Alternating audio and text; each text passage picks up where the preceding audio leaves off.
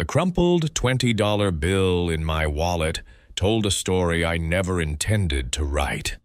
It was all the cash I carried that Tuesday evening when the most authentic woman I had ever encountered insisted on covering our dinner check, watching her smile at my 6-year-old twins while marinara sauce splattered across her simple sweater. I experienced something terrifying. For the first time in years, someone was seeing me, truly seeing me. Not as Xavier Stone, tech mogul worth $3.7 billion, but simply as an exhausted single father fumbling through bedtime routines and ponytail tutorials. The devastating truth was that this perfect evening existed entirely on a foundation of lies I had never meant to construct. Welcome to my channel, where I share real stories with unexpected twists. If you like what you hear, please hit subscribe and give me a thumbs up. It really means a lot to me. Now, let's begin this story. Part 1. Setup and Initial Conflict. The notification on my phone screen felt like a slap across the face. Sorry, cannot date someone with kids and money problems. Good luck, though. My scheduled date had canceled 40 minutes ago, leaving me stranded at Rosario's family restaurant with my 6-year-old daughters, Zara and Iris, who were currently engineering elaborate sculptures from breadsticks and olive oil. "Daddy, why do you look sad like when Grandma's roses died?" Zara asked, her auburn curls catching the warm restaurant lighting as she tilted her head with genuine concern. Iris, ever the quieter twin, simply slid her purple crayon across the table toward me, her universal solution for most emotional crises. "I'm not sad, Princess," I replied, adjusting the unfamiliar weight of my thrift store polo shirt. For 18 months since my wife Caroline's passing, this had become my elaborate charade, carefully orchestrated poverty costume for dating applications, discount jeans instead of bespoke suits, a borrowed 2009 Honda Accord instead of my Porsche, a fabricated identity as a struggling IT support technician instead of the reality that I operated a software empire generating more revenue than some small countries. The hostess approached our corner booth, scanning the girls' artistic chaos with barely disguised annoyance.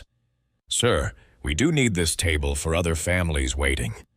"Of course, we'll wrap up quickly," I began, reaching for my deliberately modest wallet containing exactly $62, my precisely calculated broke dad budget for the evening. "Excuse me, are you Xavier?" I glanced up to discover a woman standing beside our table, clutching a canvas messenger bag and appearing slightly breathless. Her chestnut hair was gathered in a practical ponytail, and her warm brown eyes held an apologetic sincerity that immediately captured my attention. "I'm Melody," she continued, sliding into the vacant seat without awaiting confirmation. "Sorry I'm running late. The city bus broke down on Maple Avenue, so I had to walk the final 8 blocks." Zara and Iris abandoned their breadstick architecture to study this unexpected guest. I opened my mouth to clarify the misunderstanding, but something stopped me. Perhaps it was how she smiled at my daughters, without that manufactured enthusiasm most adults employed around children. Maybe it was the genuine fatigue in her expression that spoke of someone who earned everything through honest effort. "No worries at all," I heard myself responding. "We just placed our order." "I hope you don't mind my bringing reading material," Melody said, settling her bag on the floor. A paperback novel emerged from the top, its pages softened from countless readings. Occupational hazard from working at the Riverside Children's Library. Iris, who typically remained silent around strangers, suddenly brightened. Do you know stories about unicorns? Oh, hundreds of them, Melody laughed warmly. What kind of unicorn adventures do you like best? Flying ones, Zara announced confidently. Magic ones, Iris whispered. Well, I happen to know some wonderful tales about flying unicorns with healing magic, Melody said with theatrical seriousness, pulling a napkin toward herself. Would you like me to sketch one for you? For the following 30 minutes, I witnessed something extraordinary unfold.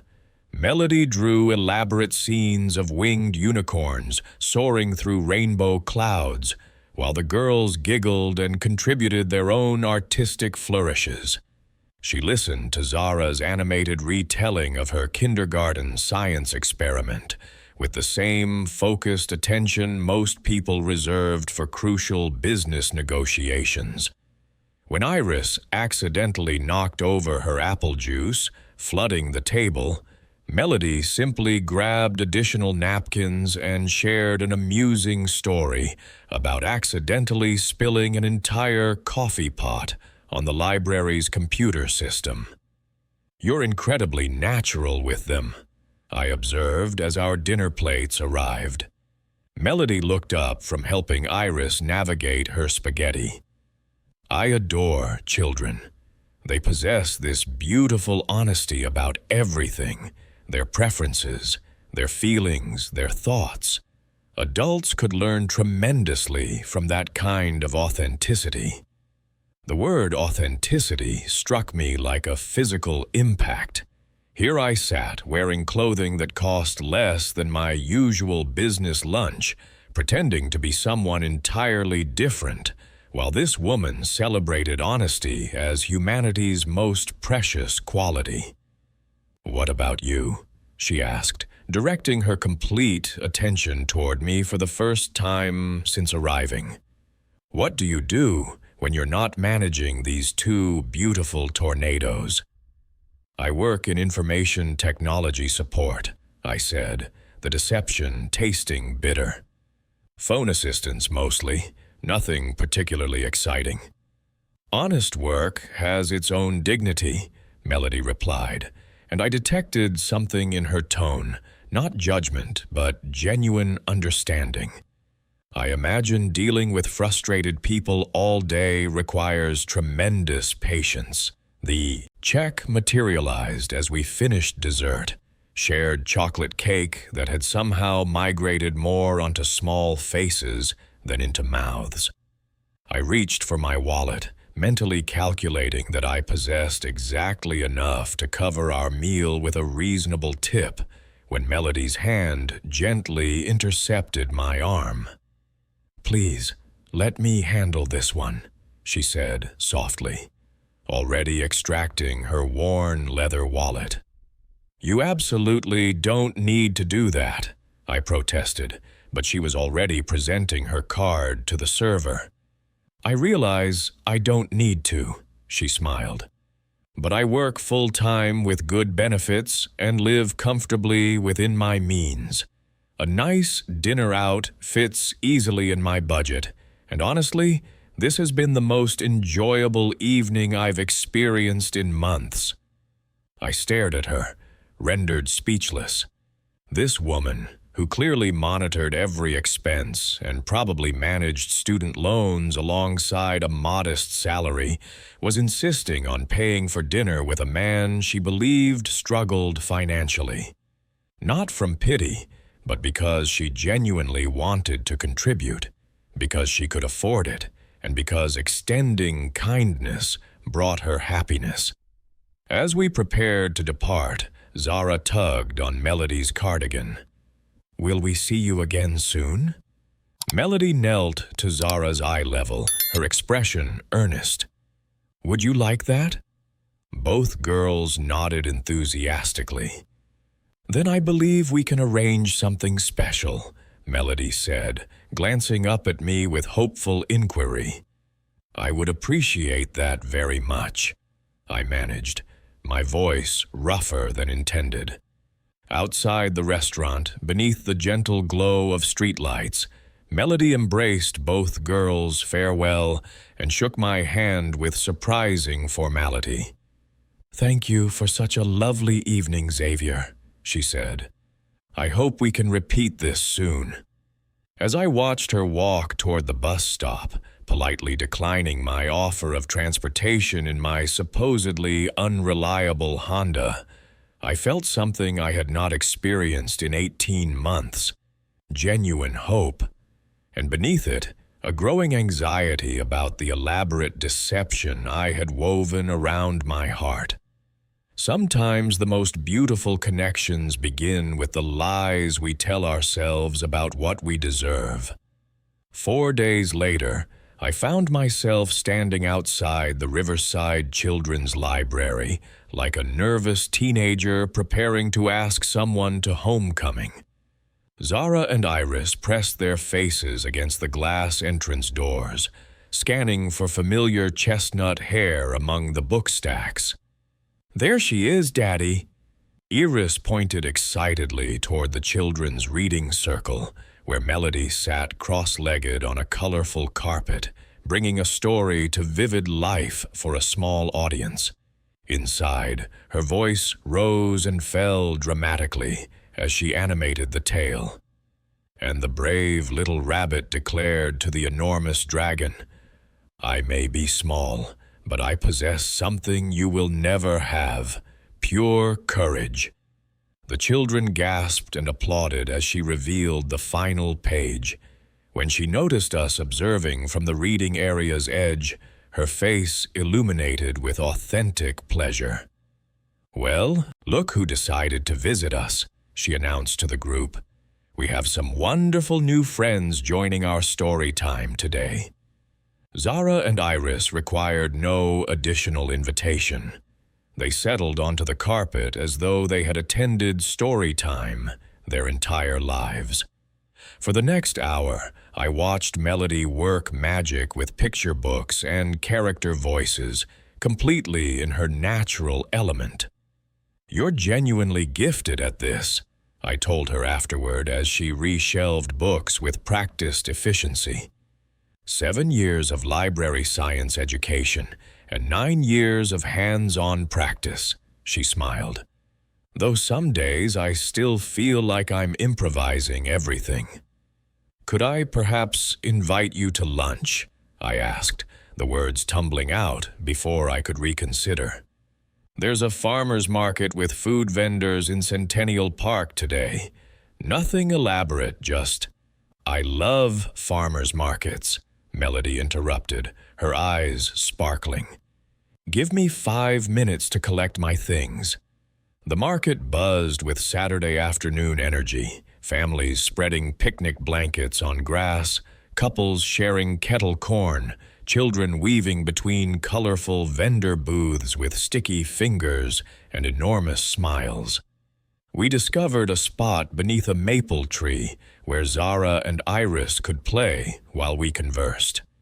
"Tell me about your family," Melody said, watching the girls chase each other around the tree trunk. "They seem incredibly secure with you. Not all children display that level of trust with their parents." The conversation I had been dreading. "Their mother passed away when they were 3, I said quietly. "Sudden heart condition. It's been just the 3 of us ever since." Melody's hand found mine without hesitation. "I'm deeply sorry. That must have been unimaginably difficult." "The first 8 months I barely managed basic functioning," I admitted, surprised by my honesty. "Caroline handled all the important things, bedtime routines, nutritious meals, which Disney movie matched which emotional state. I felt completely lost." "But you learned together." "We figured everything out as a team," I corrected, watching Zara help Iris reach a low branch. "They taught me as much as I taught them." Melody remained quiet momentarily, her thumb tracing gentle circles on my hand. "My parents divorced when I was 8, she eventually shared. "My mother worked multiple jobs to support us. I learned early that love isn't about having everything perfect. It's about showing up consistently, especially during difficult times." "Is that what drew you to library work?" "Partially," she smiled. "But primarily because books saved my childhood.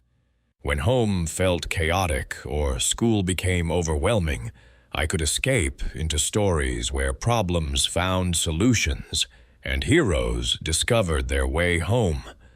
I wanted to provide other children that same refuge." As she spoke, I found myself truly observing her. The unconscious way she tucked loose hair behind her ear while thinking. The small scar near her chin that probably dated to childhood. The laugh lines around her eyes that testified to someone who chose joy even when life presented challenges. "What about you?" she asked. "What attracted you to information technology?" The deception sat heavily in my chest. "Steady employment," I replied weakly. "Benefits package. You understand how it is." She nodded sympathetically, but I caught a subtle shift in her expression. Not suspicion exactly, but awareness that I was withholding complete truth. "Daddy, can we get ice cream?" Zara appeared at my side, Iris following closely. "Please?" Iris added, deploying the wide eyes that had secured her desires since she learned to walk. We joined the line at an ice cream truck, Zara and Iris debating flavor merits with the gravity of federal judges. When we reached the window, I pulled out my carefully counted cash, but Melody was already extending a $20 bill to the vendor. "My contribution," she said when I began protesting. "These two have provided excellent entertainment all afternoon." As we returned to our spot beneath the maple tree, ice cream already dripping down small chins despite distributed napkins, my phone buzzed with a text from my executive assistant. "Emergency board conference call moved to Sunday, 8 a.m. Third quarter projections require immediate review." I glanced at the message and quickly returned the phone to my pocket, but not before Melody noticed my expression change. "Everything all right?" "Just work-related issues," I said. "Nothing critical."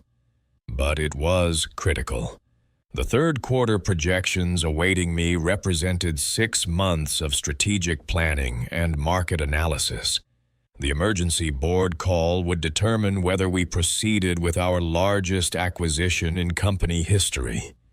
In my actual life, this weekend represented the calm before a storm that could reshape the entire technology sector. In this borrowed existence, sitting beneath a maple tree with melting ice cream and children's laughter, those corporate pressures felt like artifacts from someone else's reality. "I should probably get them home soon," I said reluctantly, as afternoon light began fading. Bath time, dinner preparation, the usual controlled chaos. "Of course," Melody smiled, though I detected slight disappointment. This was absolutely wonderful, though. Truly wonderful. As we walked back toward the parking area, Iris slipped her sticky hand into Melody's, while Zara skipped ahead, singing a song she had apparently learned during story time. "Melody?" Iris's voice barely rose above a whisper. "Yes, sweetheart. Are you going to be our special friend?" Melody stopped walking and knelt beside Iris, her expression serious.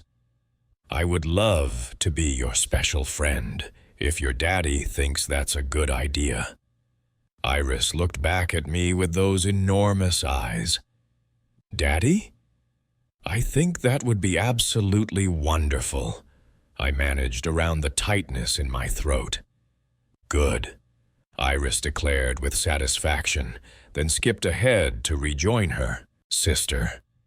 Melody stood and regarded me with an expression I could not quite interpret. She's going to break hearts someday. They both will, I agreed, just like their mother did. Tell me about Caroline, Melody said softly. About who she was. We had reached my Honda, and I fumbled with keys while searching for words. She was everything I'm not, I said finally. Patient, intuitive, effortlessly good with people. She could enter a room full of strangers and leave with 5 new friends. The girls inherited her smile. They have your eyes, though, Melody observed, and your determination. You can discern all that from one afternoon? I'm professionally trained to observe, she smiled. Occupational hazard. As I secured the girls in their car seats, my phone buzzed again. This time it was my business partner, Harrison, with a message that made my blood freeze. Paparazzi photo of you with unknown woman and children trending on social media. Call immediately. My hands trembled as I closed the phone without reading the complete message. Somehow, despite all my precautions, someone had recognized me. The carefully constructed barrier between my 2 lives was beginning to crumble. Everything okay? Melody asked, noticing my sudden pallor. Fine, I lied, forcing a smile. Just tired from a long week. But as I drove home, Zara and Iris chattering excitedly in the back seat about their perfect day, I understood that nothing would ever be fine again. The question was not whether Melody would discover the truth about my identity. The question was whether she would ever forgive me for building our entire relationship on deception. Truth has a way of surfacing just when we've finally found something worth protecting. The photograph surfaced on Entertainment Weekly's website at 6:23 on Monday morning. A grainy, long-distance shot of me, Melody, and the girls sharing ice cream at the farmer's market. The headline screamed, "Tech billionaire Xavier Stone's secret romance, mystery woman and children spotted at local market."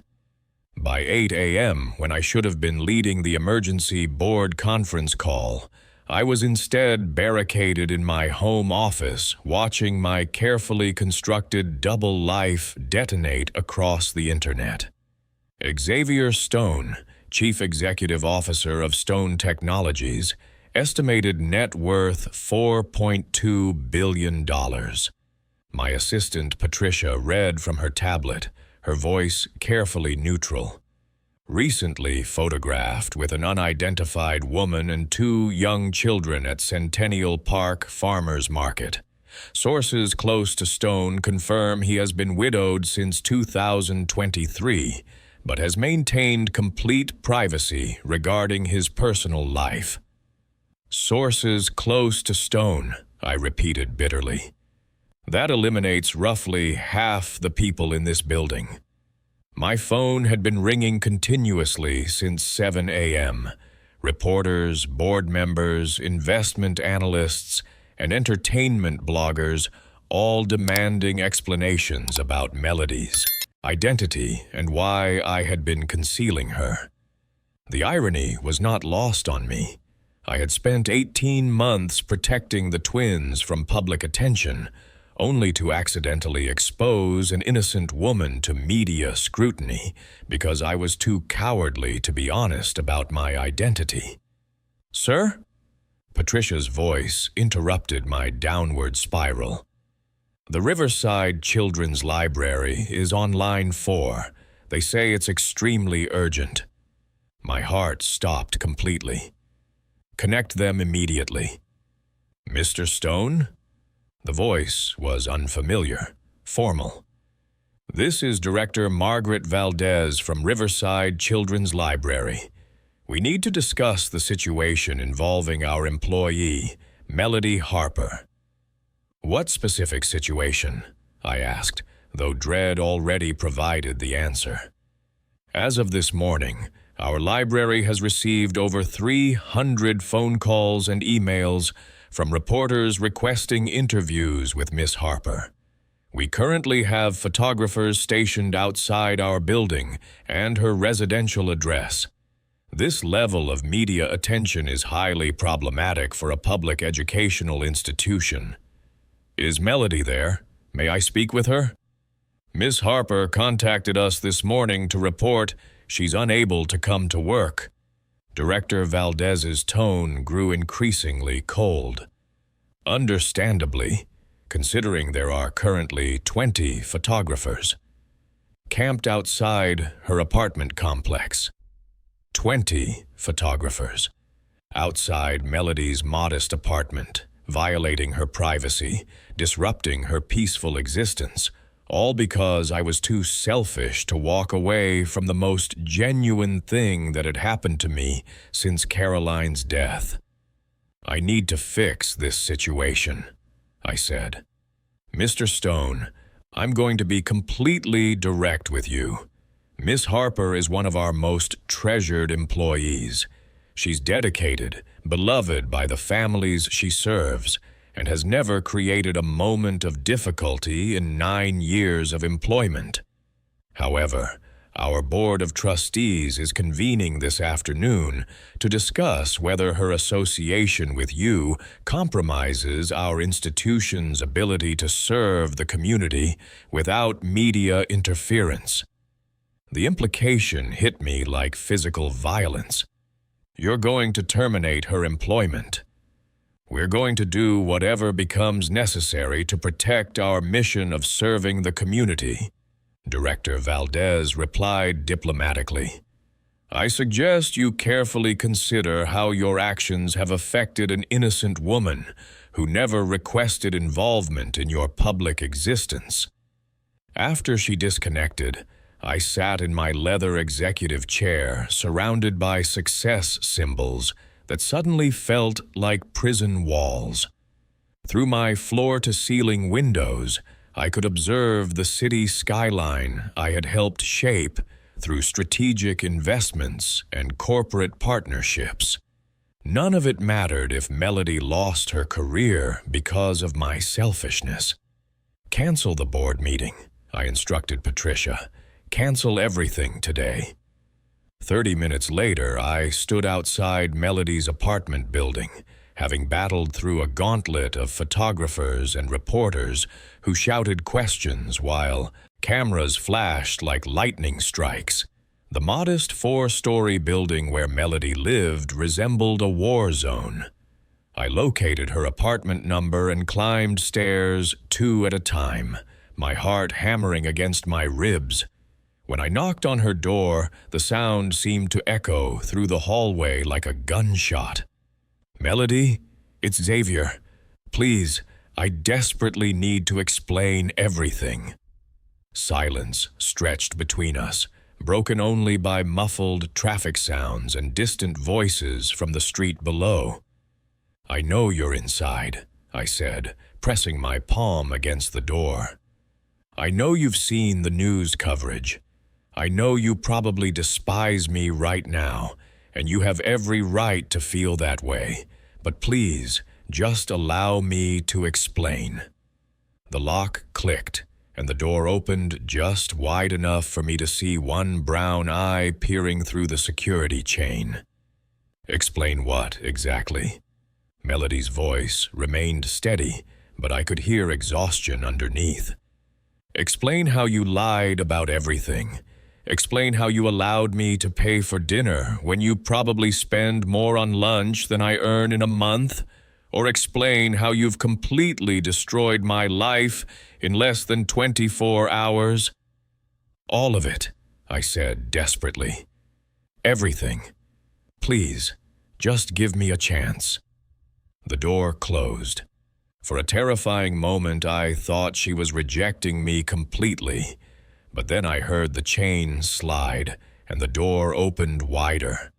Melody stood in her doorway wearing yoga pants and an oversized cardigan, her hair pulled back in a messy bun. Her eyes were red-rimmed, and she clutched a coffee mug like a lifeline. "You have exactly 5 minutes," she said, stepping aside to let me enter. Her apartment perfectly matched my expectations. Books covering every wall, comfortable furniture clearly chosen for function over fashion, photographs of family and friends scattered across every surface. It felt like a genuine home in a way my mansion never had. "The truth is," I began, then stopped. Where could I possibly start? "My name is Xavier Stone, and I do operate a technology company, Stone Technologies. We develop software solutions for healthcare and education systems." "Worth $4.2 billion, Melody said flatly. "I researched you thoroughly." "The money was never the point," I said. "I've been wealthy for so long that it became background noise.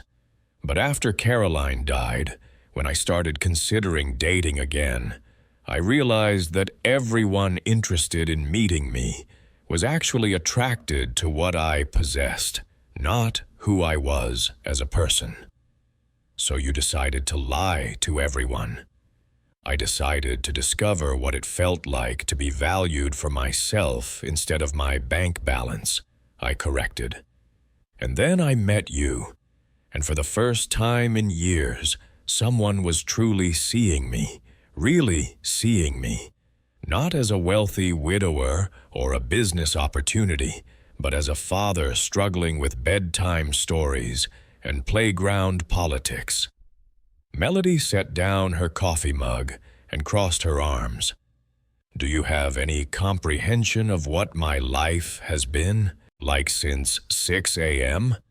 I've had reporters contacting my parents, my college roommates, my high school teachers. They're questioning my neighbors about my dating history and whether I appear to be a gold digger. The library is considering suspending me because having photographers outside a children's reading area is inappropriate for the learning environment." Each word felt like a knife piercing my chest. "I can fix this." "Fix this?" Melody's carefully controlled composure finally shattered. "Xavier, you cannot fix this. You cannot undo this damage. My life, my quiet, simple, private existence is gone forever. Everything I worked to build, my reputation, my career, my sense of safety in my own home, it's all destroyed because you decided to play elaborate pretend. I never intended for any of this to happen." "But you knew it could happen," she shot back. "You're not naive. You understand what it means to live under public scrutiny. You chose to protect yourself and your daughters through deception, but you never once considered protecting me by telling the truth." She was absolutely right, completely, devastatingly correct. In my selfishness, in my desperate desire to feel normal and valued for who I was instead of what I owned, I had put her at risk without her knowledge or consent. "I fell in love with you," I said quietly. "I fell in love with how you see the world, how you make my daughters laugh, how you insisted on paying for dinner because you wanted to do something kind. I fell in love with your honesty, and I repaid it with elaborate lies." Melody's eyes filled with tears, but her voice remained steady. "And I fell in love with a man who doesn't exist. The Xavier I fell for was struggling financially but still completely devoted to his children. He was humble and genuine and unpretentious. But that man was just a character you created, wasn't he? No, I said urgently. Everything you loved was real. The way I feel about the girls, the way I feel about you, the way I light up when you enter a room, all of that was completely authentic. The only fabrication was my financial situation.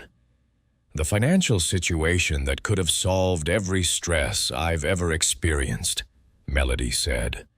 The bank account that could have funded every program I've ever dreamed of creating for the library. The wealth that makes our entire relationship feel like some kind of elaborate social experiment.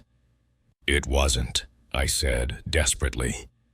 I swear to you, it wasn't. I need you to leave, Melody said, walking to the door and opening it. I need time to process everything, and I cannot think clearly with you here. Melody, please. Go, Xavier. Her voice broke on my name. Just go. I walked toward the door, then stopped. For what it's worth, meeting you was the best thing that happened to me since Caroline died. And I'm sorry. I'm so incredibly sorry that loving you meant hurting you. She closed the door before I could say anything else, and I heard the lock click into place. Outside, the photographers were waiting with their cameras and invasive questions, but I ignored them completely. I had lost the woman I loved, destroyed her career, and violated her privacy, all because I was too afraid to be vulnerable enough to tell the truth. As I drove home through the city I had helped build, I realized that all the money in the world could not purchase back what I had just lost. Sometimes the walls we build to protect our hearts become the very things that destroy them. 3 weeks passed before I gathered enough courage to return to the Riverside Children's Library. The media frenzy had largely shifted to newer scandals, but the damage to Melody's life remained. According to the local newspaper, she had been placed on indefinite administrative leave, pending a review of employee conduct policies. I found her in the children's section after closing hours, sitting cross-legged on the reading carpet with cardboard boxes scattered around her. She was packing books methodically, her movements precise and deliberate. "They're allowing you to collect your belongings?" I asked softly. She looked up, exhaustion evident in her features. "Technically, I submitted my resignation. It seemed more dignified than waiting for termination. Melody, I'm devastated about what happened." "I know you are," she said, returning to her packing. "But devastation doesn't restore my career or reputation." I knelt beside her, maintaining respectful distance. "What if it could?" She paused, a picture book halfway into the box. "What do you mean?" "I've been thinking about your dream of creating literacy outreach programs for underserved children." I pulled a folder from my jacket. "I've established the Melody Harper Literacy Foundation, $15 million initially, with unlimited funding as programs expand.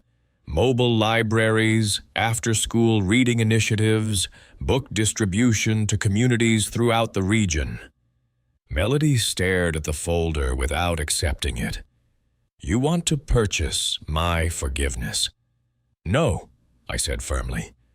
"I want to provide resources for the work you've always dreamed of doing. This foundation would be yours to direct completely. I would have no involvement beyond funding." "And the catch?" "No catch, no strings, no publicity requirements. Just you, transforming children's lives through literacy." She finally accepted the folder, reviewing the documents. "Xavier, I cannot accept this." "Because it feels like guilt money?" Because I don't trust myself around you, she admitted quietly. Even after everything, I still care about you.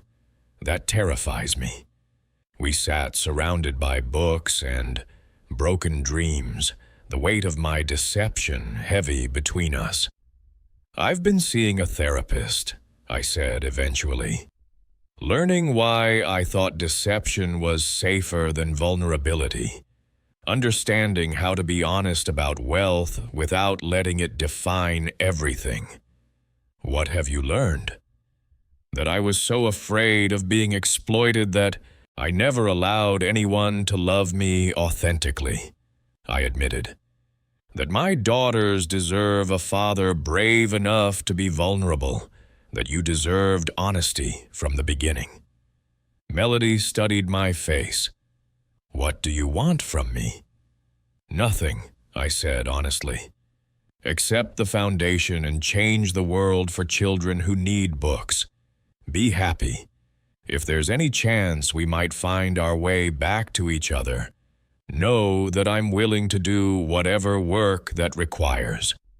Even living publicly, photographers and gossip columns questioning my motives, even that, though I hope we could find balance, private enough to protect what matters, honest enough to be authentic. She considered this carefully. I need time. Take all the time you need. And this foundation offer stands regardless. Unconditionally, those children deserve better, and you're the right person to provide it. Melody walked to the window overlooking the playground. I loved the man I thought you were.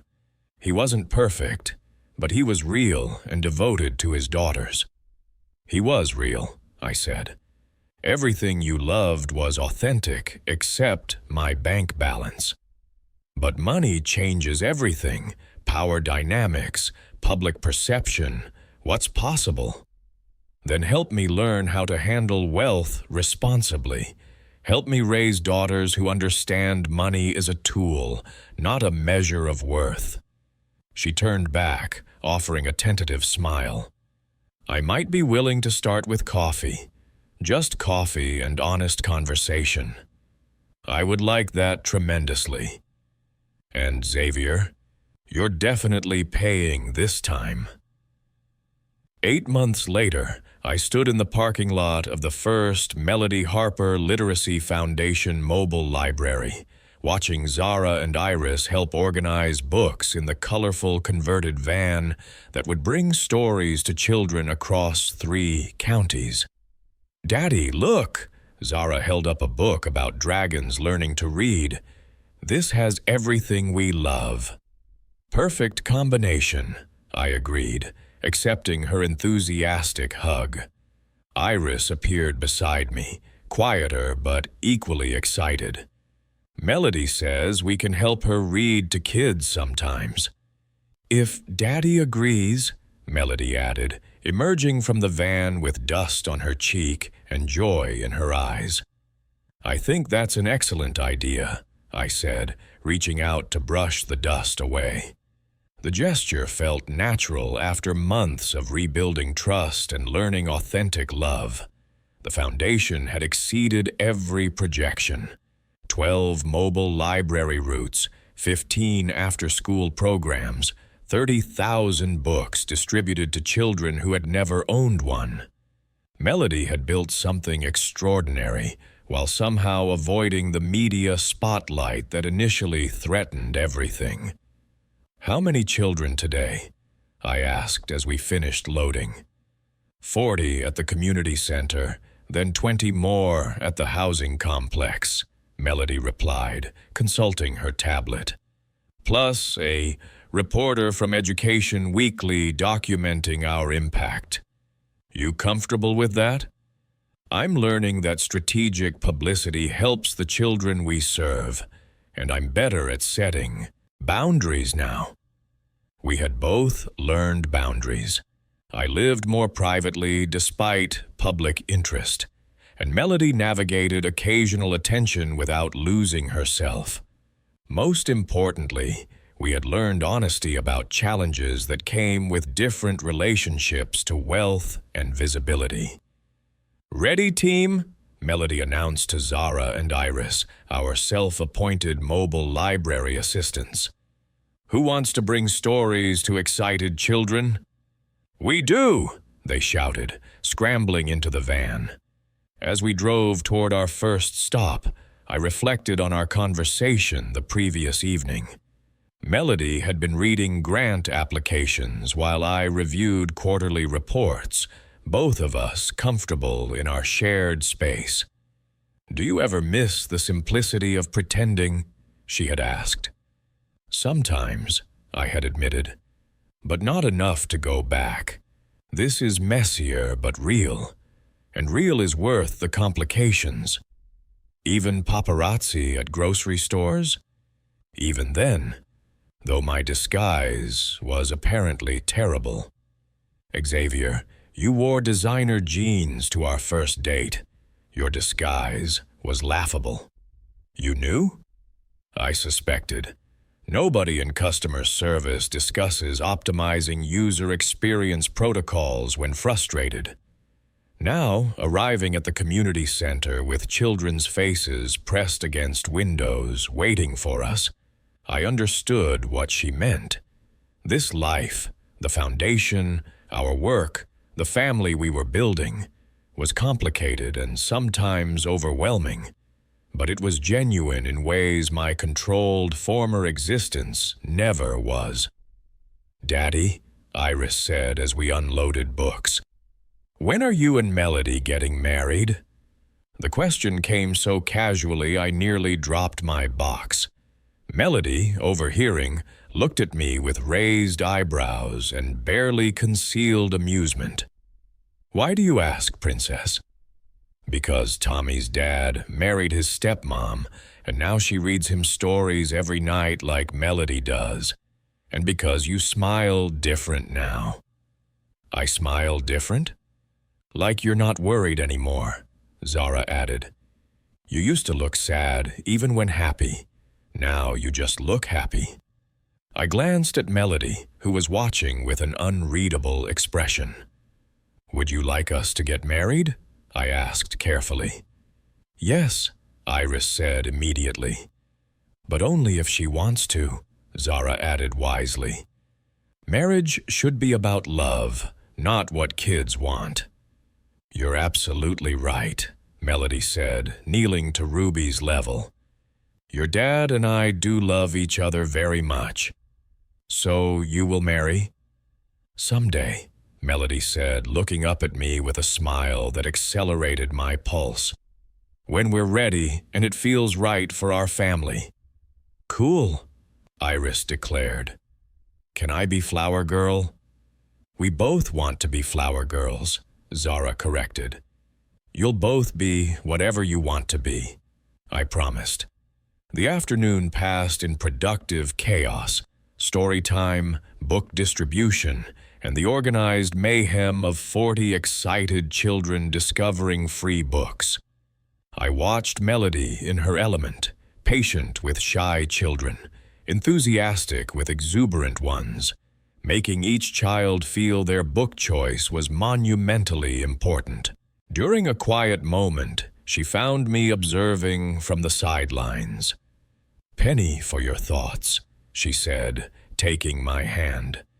"Just thinking how different everything is from a year ago. How different I am." "Better different?" "Much better. More honest. More connected." "Good, because I quite like this version of you. Even the complicated, wealthy parts? Especially those. Perfect is boring. Real is interesting." As afternoon ended and we packed remaining books, a little girl approached Melody shyly. "Miss Melody, will you come back?" "Next month," Melody promised. "But that book you chose stays with you forever. It's yours to read whenever you want." The girl's eyes widened amazingly. "Really mine?" "Really.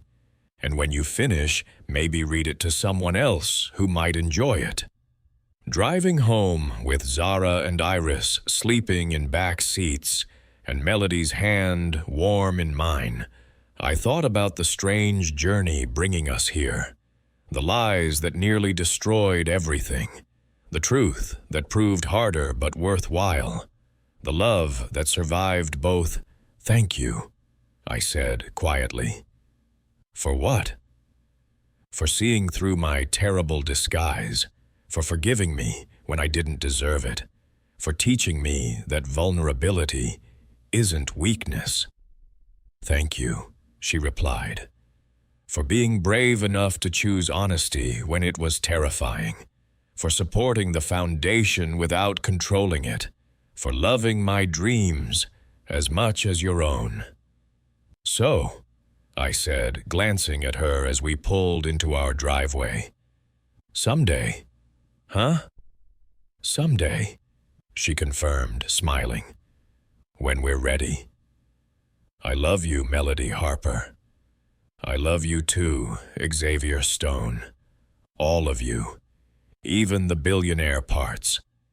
As we carried sleeping daughters into the house that had finally become home, I realized the most valuable thing I had ever acquired couldn't be measured in dollars or stock prices or quarterly earnings. It was this: authenticity, connection, and love that existed not despite our imperfections, but because we had chosen to be imperfect together.